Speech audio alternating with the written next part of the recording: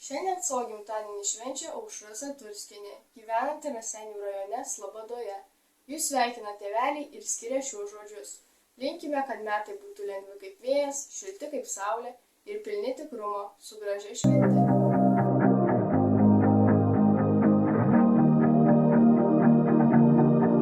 Palikai, belaukiant rytojus, tuščiais delnais.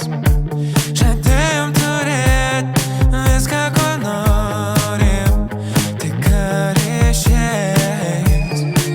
Kai pasakėm, taip ir nutiko, širdies nepakanka stipriai mylėt.